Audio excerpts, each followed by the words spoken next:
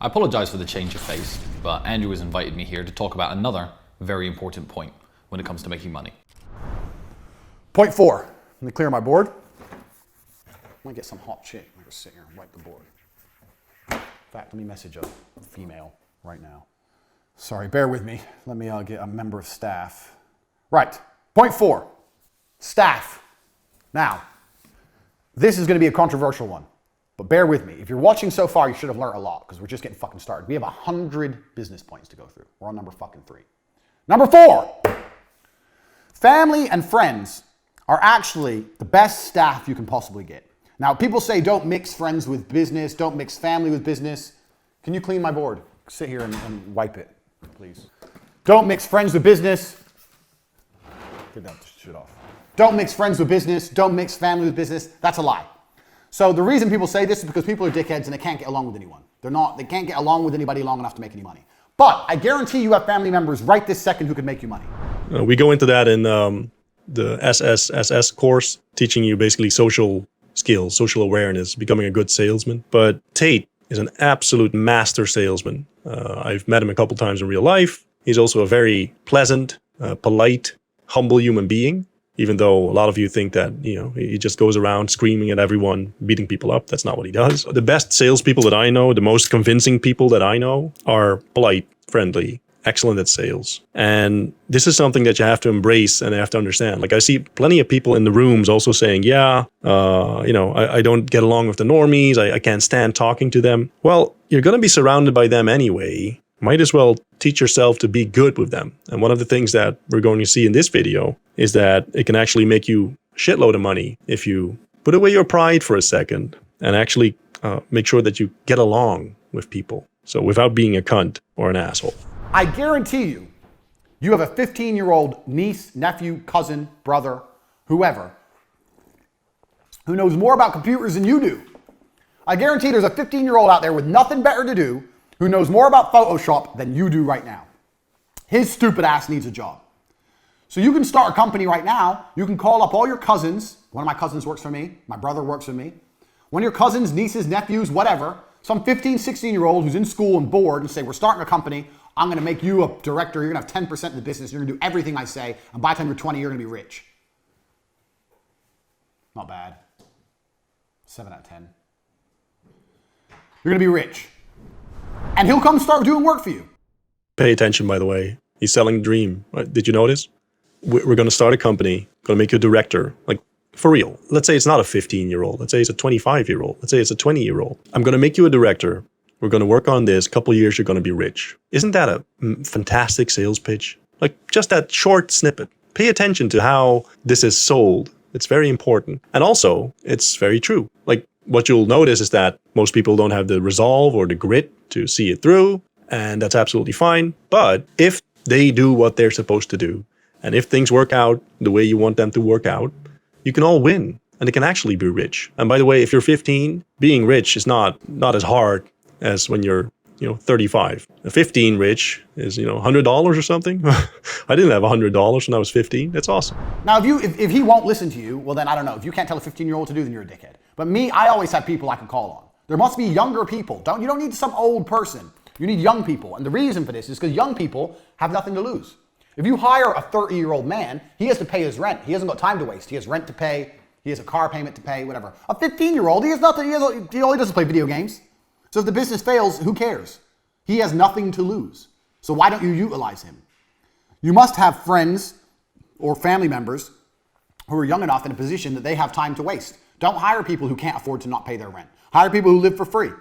If you have friends and they have a kid, go to your friends and say, your kid's 15, he's good with computers. Yeah, I'm thinking of starting a company. I'm thinking of letting him work with me for free at the beginning, see if he's good, and if he's good, I'll start paying him.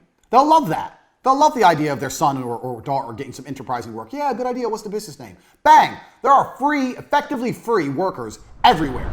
It's right. And also, again, he's talked about how he's selling it to the 15-year-old. The selling to the parents is very different. I hope you noticed that as well. He's selling it to the parents in this case as, basically he's finally going to do something useful. I want to show him the ropes. I want to teach him how to do this. It's an aspiring thing. Like every parent wants their kids to do actually something worthwhile, actually get out of their smelly room or basement and go out in the real world, make something of themselves. And if you're a person in good standing, which I hope you are, they'll love the idea of you asking them. But it's sold differently. Notice that. And if they're not free, they're extremely cheap. And they're everywhere. You just don't utilize them. So now, let's think of fucking, you own a website business. I don't fucking know website business. Let's say you don't know, like you're me. I don't know anything about building websites. You want to start a website company. It's oversaturated. I wouldn't recommend it, but let's say you start one. You go and you find a 15-year-old and you tell his ass to learn how to make websites. You convince him it's a good idea, and then you start taking money and you give it to the 15-year-old. You're a middleman now.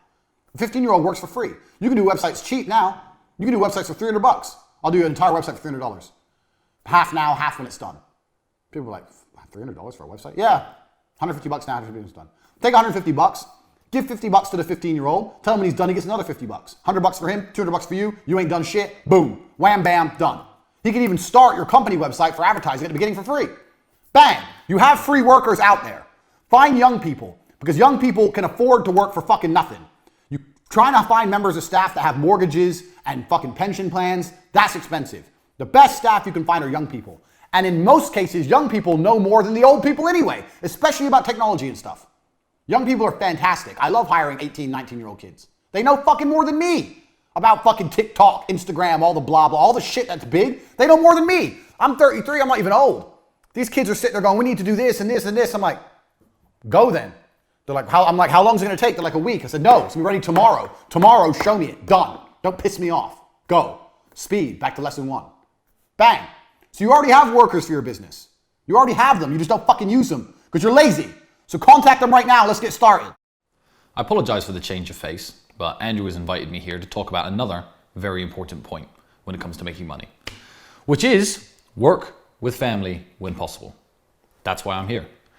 Now, it's very easy for people like me and Andrew to tell you to work just with family members because we're two brothers and we're exceptionally close, but we actually learned this from other people.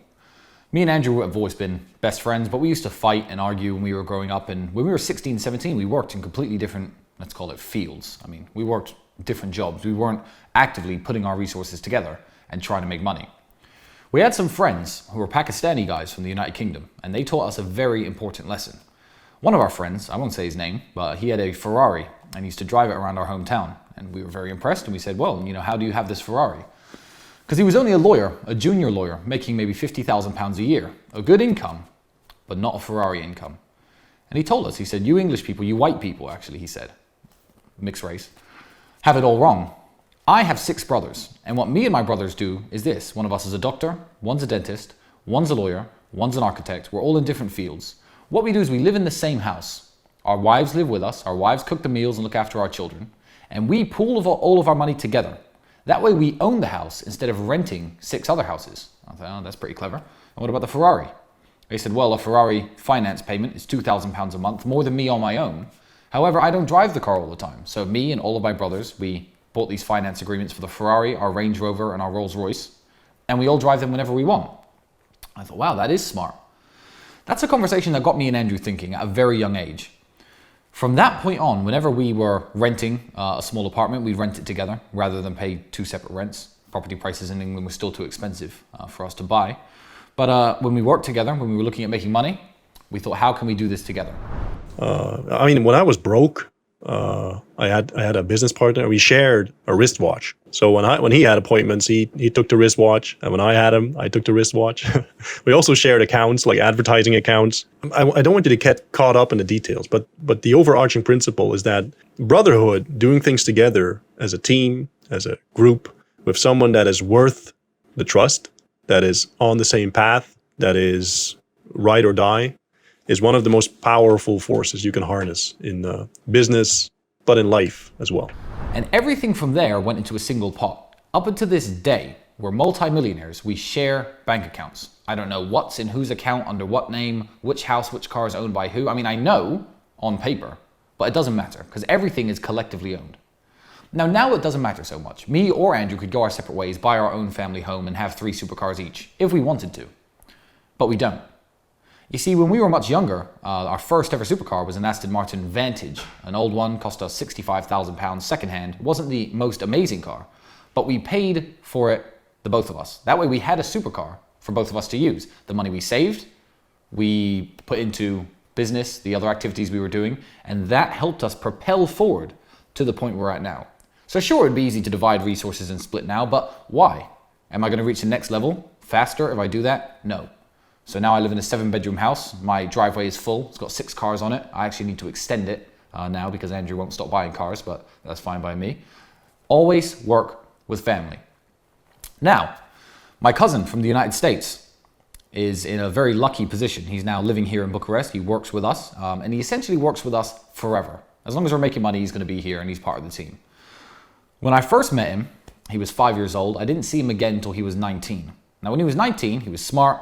He had it all going on, but he was a bit privileged. His mother was a very well-to-do woman, a best-selling author in the field of political science and a university professor. And he was at university, everything was getting paid for him. I thought, okay, he's not from the same world as me. But then things started going wrong for him. He was sleeping on a floor, delivering pizzas, living the kind of life I remember.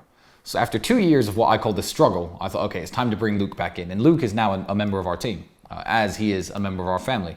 Now, I understand not everybody has brothers. Not everybody has cousins. You may be an only child. You may be an orphan. I don't know what you are. But everyone's got those people that are so valuable to you that you wouldn't stab them in the back for $1 billion and 1,000 women. Those are the people you want to work with. As long as you are sure that they share your sentiments, those are the people you want to team up with. Pool your resources, live in the same house. If you're broke, if you're both working dead-end jobs, rent one room together if need be. If you're good friends, if you meet a woman, tell them to take a walk for an hour and come back. That is one of the keys to mine and Andrew's success.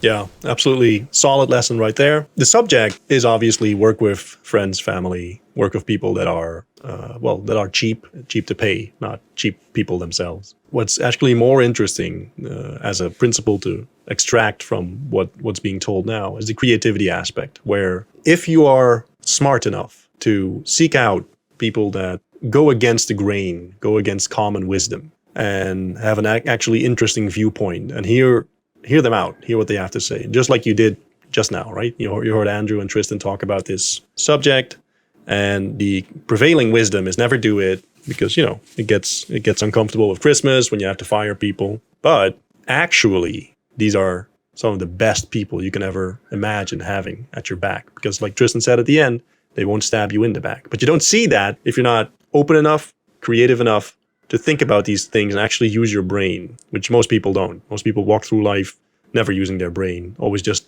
going with the flow and agreeing with whatever the current thing is. Sure, let's go. So creativity allows you to see the world in 3D. Much more options open up for you if you have the wherewithal to actually think and use your mind.